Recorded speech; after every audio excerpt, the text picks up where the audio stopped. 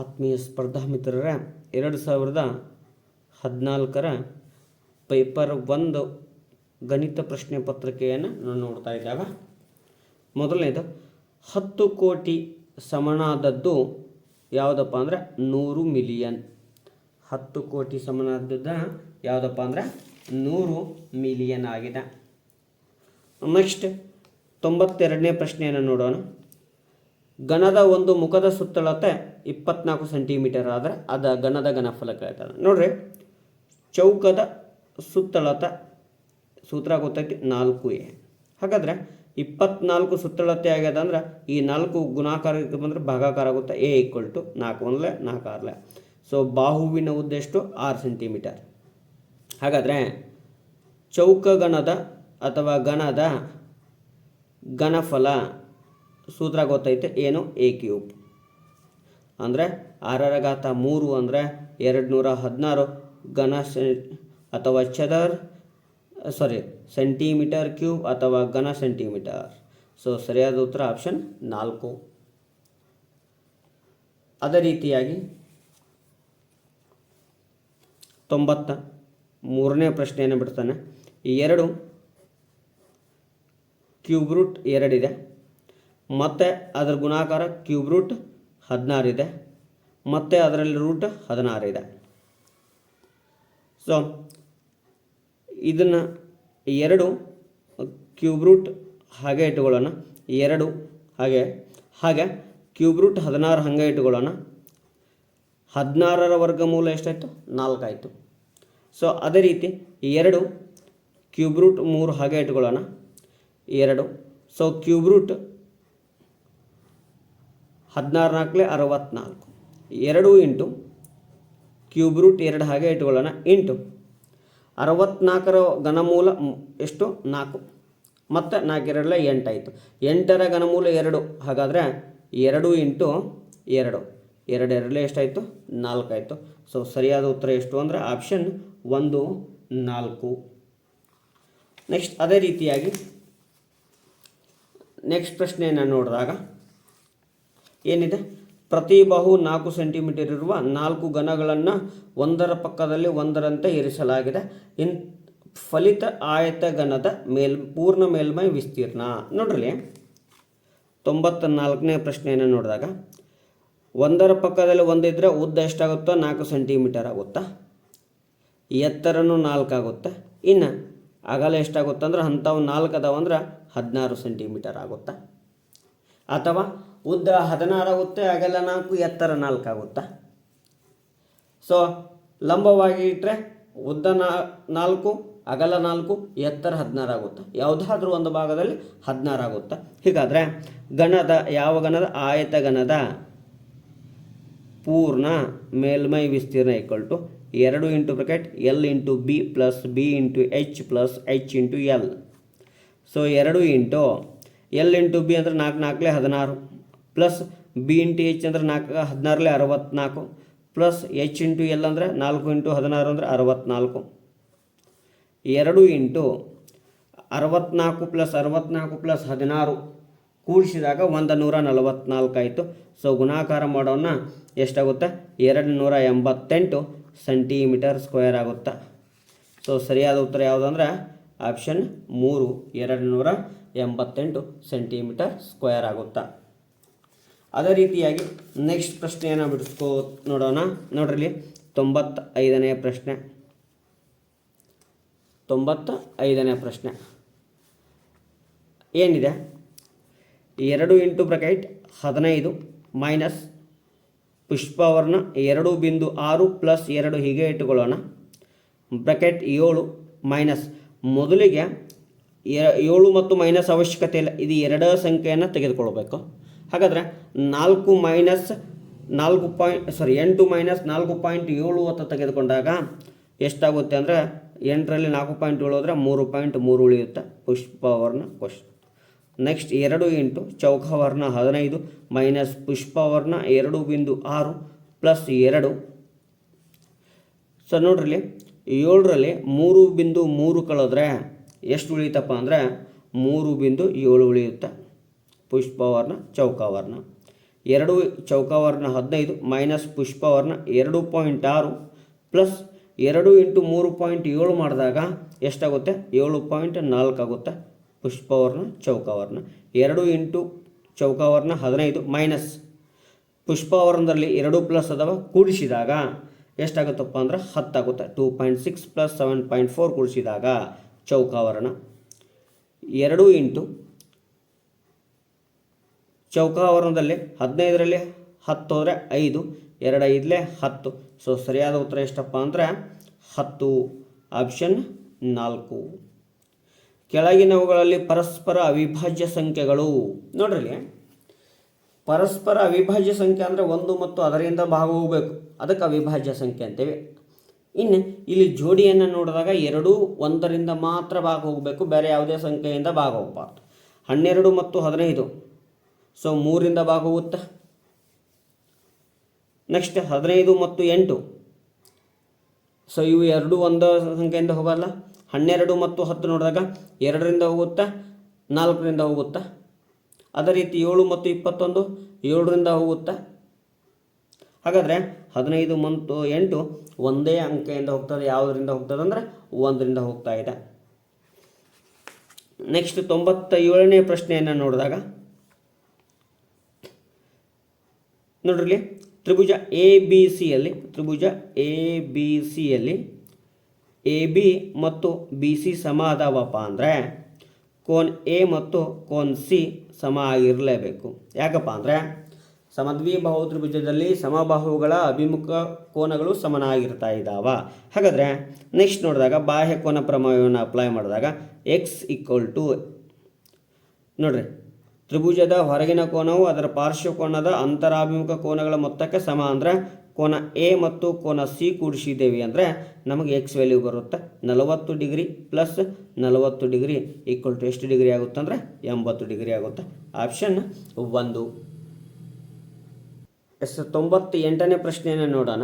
ನೋಡ್ರಿ, 100ರ ಘಾತ 150 ಭಾಗಲೆ 10ರ ಘಾತ 296 ಇರ್ತಿದೆ. ಹಾಗಾದರೆ 10ರ ಘಾತ 2 ಅಂದರೆ 100 ಅಂತ ಅನ್ಬೋದು. ಅದರ ಘಾತ 150 ಡಿವೈಡೆಡ್ ಬೈ 10ರ ಘಾತ 296 ಈಕ್ವಲ್ ಟು 10ರ ಘಾತ 150 ಇಂಟು 2 ಗುಣಾಕಾರ ಮಾಡಿದ್ದೇವೆ ಅಂದರೆ 300 ಆಯಿತು. ಇಂಟು 10ರ ಘಾತ ಪ್ಲಸ್ 296 ಅಂಶಕ್ಕೆ ತಂದರೆ ಮೈನಸ್ 296 ಆಗುತ್ತೆ ಘಾತಾಂಕದ ನಿಯಮದ ಪ್ರಕಾರ.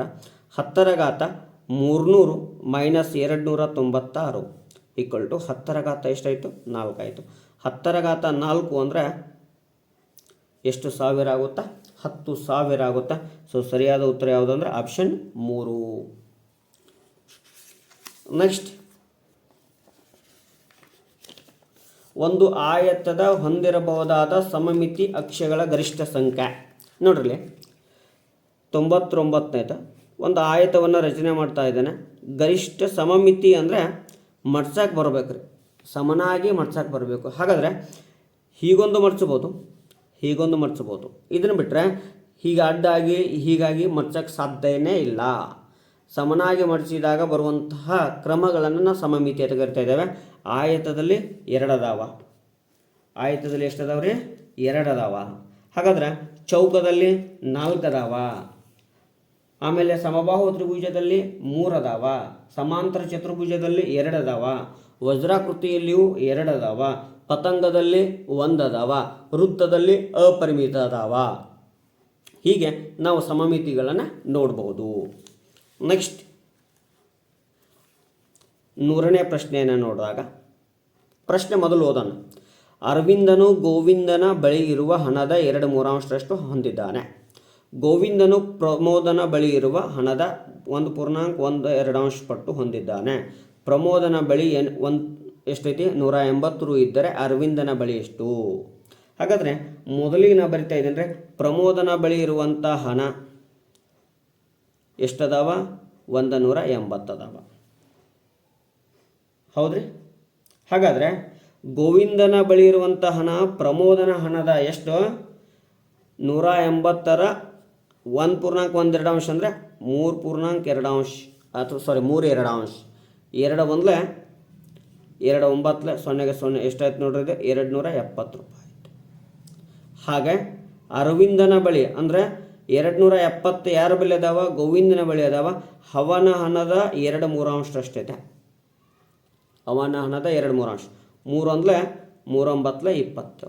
ಹಾಗಾದರೆ 90 ಇಂಟು 2 ಮಾಡಿದಾಗ ಮತ್ತೆ ಎಷ್ಟಾಯ್ತು ರೀ, 180 ಆಯ್ತು. ಹಾಗಾದರೆ ಅರವಿಂದನ ಬಳಿನೂ ಹಣ ಎಷ್ಟದಾವ ರೀ, 180 ಅದಾವ.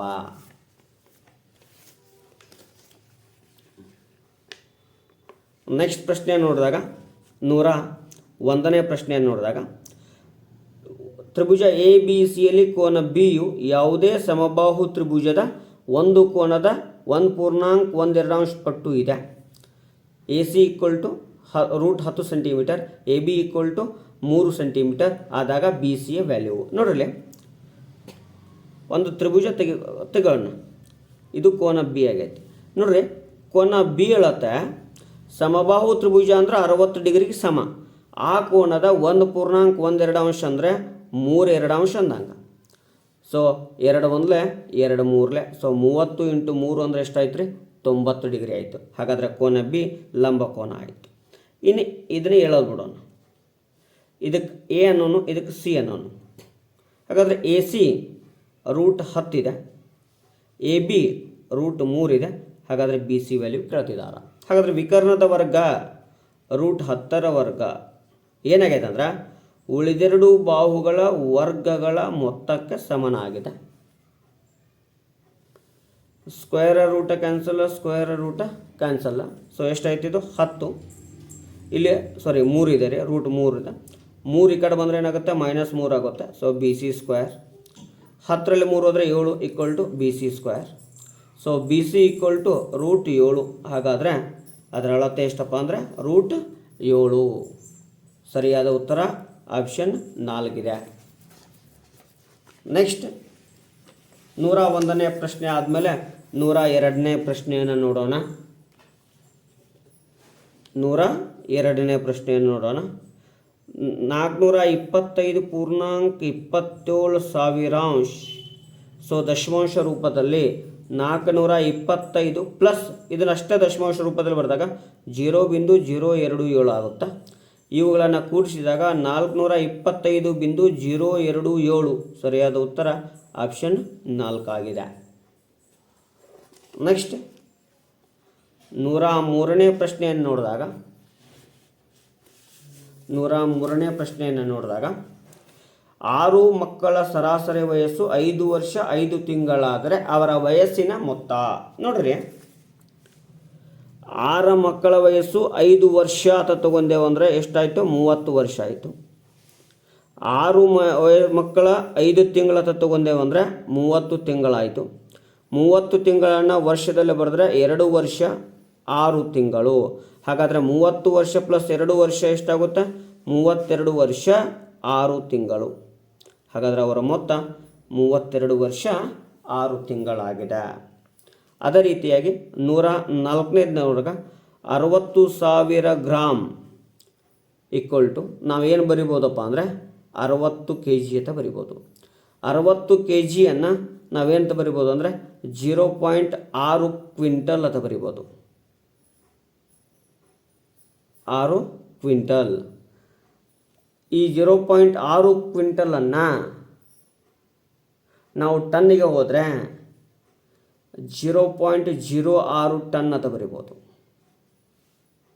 ಹಾಗಾದರೆ ಇದರಲ್ಲಿ ಯಾವುದಾದ್ರೂ ಒಂದು ಕರೆಕ್ಟ್ ಇರಬೇಕು ನೋಡ್ರಿ. ಟನ್ ಒಳಗಡೆ ಇಲ್ಲ, ಕ್ವಿಂಟಲ್ ಅದಾವೆ. 0.6 ಕ್ವಿಂಟಲ್. ಸೊ ಸರಿಯಾದ ಉತ್ತರ ಆಪ್ಷನ್ 4. ಆಪ್ಷನ್ 4.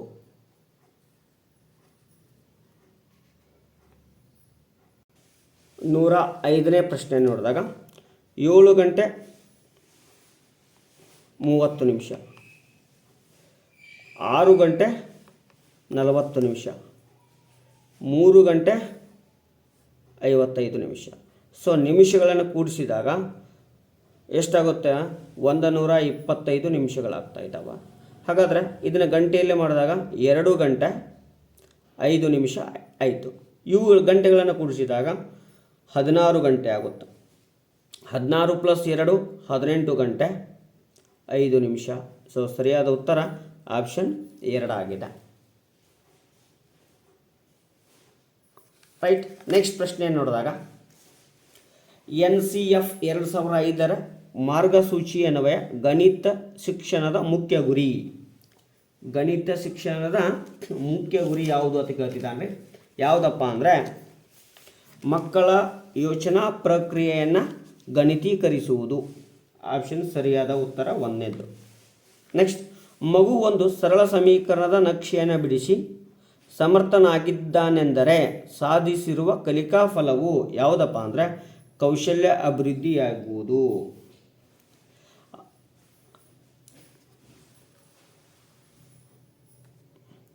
ಅಭ್ಯಾಸ ಕಾರ್ಯವು ಗಣಿತದಲ್ಲಿ ಅತ್ಯಂತ ಪರಿಣಾಮಕಾರಿಯಾಗುವುದು ಉತ್ತಮವಾಗಿ ಪ್ರೇರೇಪಿಸಿದಾಗ. 6-11 ವಯೋಮಾನದ ಮಕ್ಕಳಲ್ಲಿ ಆಗುವ ಜ್ಞಾನಾತ್ಮಕ ಬೆಳವಣಿಗೆ ಹಂತ ಯಾವುದು? ಮೂರ್ತ ಕಾರ್ಯ ಹಂತ. ವರ್ತನೆಯ ಬೌದ್ಧಿಕತೆಯ ಅಂಶವು ಬರುವುದು ಜ್ಞಾನಾತ್ಮಕ ವಲಯದಲ್ಲಿ. ಒಬ್ಬ ವಿದ್ಯಾರ್ಥಿಯು 15 ಸೆಂಟಿಮೀಟರ್ ಬಾಗಿಲೆ 10 ಸೆಂಟಿಮೀಟರ್ ಅಂದಾಗ 3/2 ಸೆಂಟಿಮೀಟರ್ ಅನ್ನುತ್ತಾನೆ.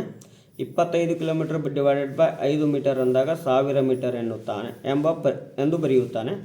ಈ ವಿದ್ಯಾರ್ಥಿಯು ಏನಪ್ಪ ಅಂದರೆ ಏಕಮಾನಗಳ ಪರಿವರ್ತನೆ ಭಿನ್ನ ರಾಶಿಗಳ ಪರಿಕಲ್ಪನೆಗಳನ್ನು ಹೊಂದಿದ್ದಾನೆ. ಅದರ ಅನುಪಾತವು ಏಕಮಾನವನ್ನು ಹೊಂದಿರುವುದಿಲ್ಲವೆಂದು ಪರಿಕಲ್ಪನೆ ಇರುವುದಿಲ್ಲ. ಸೊ ಸರಿಯಾದ ಉತ್ತರ ಯಾವುದಪ್ಪ ಅಂದರೆ ಆಪ್ಷನ್ 4. NCF 2005 ಹೇಳಿರುವಂತೆ ಪಠ್ಯಕ್ರಮವು ಗಣೋದ್ದೇಶದ ಸಂಸಕ್ತವುಳ್ಳ ಮತ್ತು ಮುಖ್ಯವಾದ ಗಣಿತ ತತ್ವಗಳನ್ನು ಬೋಧಿಸಬೇಕು. ಇಲ್ಲಿ ಗಣೋದ್ದೇಶ ಎಂದರೆ ಏನಪ್ಪ ಅಂತ ಹೇಳ್ತಾನೆ ಅಂದರೆ ಗಣಿತದ ಉನ್ನತ ಗಿರಿಯಾಗಿದೆ. ಉದ್ದೇಶ ಯಾವುದು? ಗಣ ಉದ್ದೇಶ ಯಾವುದು? ಅದೇ ರೀತಿಯಾಗಿ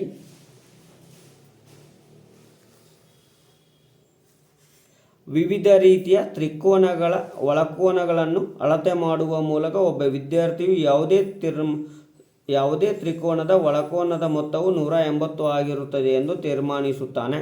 ಈ ತೀರ್ಮಾನವು ಯಾವುದಪ್ಪ ಅಂದರೆ ಅನುಗಮನ ತಾರ್ಕಿಕತೆ. ನೆಕ್ಸ್ಟ್, ಮಕ್ಕಳು ಗಣಿತವನ್ನು ಅರ್ಥ ಮಾಡಿಕೊಳ್ಳುವ ಅತ್ಯುತ್ತಮ ಮಾರ್ಗವೆಂದರೆ ತಾರ್ಕೀಕರಿಸುವುದು. ಯಾವುದ್ರಿ? ತಾರ್ಕೀಕರಿಸುವುದು. ಕರ್ನಾಟಕ ರಾಜ್ಯದ ಪ್ರಸ್ತುತ ಪಠ್ಯಪುಸ್ತಕಗಳನ್ನು ರಚನೆಯಾಗಿರುವುದು ಯಾವುದಪ್ಪ ಅಂದರೆ ರಚನಾತ್ಮಕ ವಿಧಾನದಿಂದ. ಪ್ರಾಥಮಿಕ ಹಂತದಲ್ಲಿ ಕಲಿಕಾರ್ಥಿಗಳಿಗೆ ಯುಕ್ತಪೂರ್ಣ ಉಪಕರಣಗಳು ಅತ್ಯಂತ ಮುಖ್ಯವಾಗುತ್ತವೆ. ಇವು ಅವರಿಗೆ ಈ ರೀತಿ ಸಹಕಾರಿಯಾಗಿರುತ್ತದೆ. ಗಣಿತದ ಮೂಲಕ ಪರಿಕಲ್ಪನೆಗಳನ್ನು ಅರ್ಥೈಸಿಕೊಳ್ಳುವುದು. ಒಬ್ಬ ಶಿಕ್ಷಕನು ಬೋಧನಾ ಸಮಯದಲ್ಲಿ ಮಕ್ಕಳಿಂದ ಹಿಮ್ಮಾಹಿತಿ ಪಡೆಯುತ್ತಾನೆ. ಈ ಅಭ್ಯಾಸವು ಯಾವುದಪ್ಪ ಅಂದರೆ ರೂಪನಾತ್ಮಕ ಮೌಲ್ಯಮಾಪನಕ್ಕೆ ಸಹಕಾರಿಯಾಗುತ್ತದೆ. ಇನ್ನು 118ನೇ ಪ್ರಶ್ನೆಯನ್ನು ನೋಡೋಣ.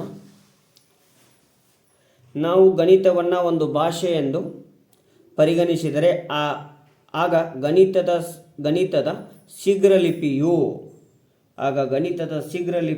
ಯಾವುದಪ್ಪ ಅಂದರೆ ಬೀಜಗಣಿತ. ನೆಕ್ಸ್ಟ್, ಗಣಿತದ ಕ್ರಿಯಾಶೀಲತೆಗಾಗಿ ಮುಖ್ಯವಲ್ಲದ ಮಾನದಂಡವೆಂದರೆ ಯಾವುದಪ್ಪ ಅಂದರೆ ಸಮಸ್ಯೆಗಳನ್ನು ಶೀಘ್ರವಾಗಿ ಬಿಡಿಸುವುದು. ಕಲಿಕಾರ್ಥಿಯು ಸಾಮಾನ್ಯದಿಂದ ನಿರ್ದಿಷ್ಟತೆ ಕಡೆಗೆ ಅಮೂರ್ತದಿಂದ ಮೂರ್ತದ ಕಡೆಗೆ ಸಾಗುವ ವಿಧಾನ ಯಾವುದಪ್ಪ ಅಂದರೆ ನಿಗಮನ ವಿಧಾನ.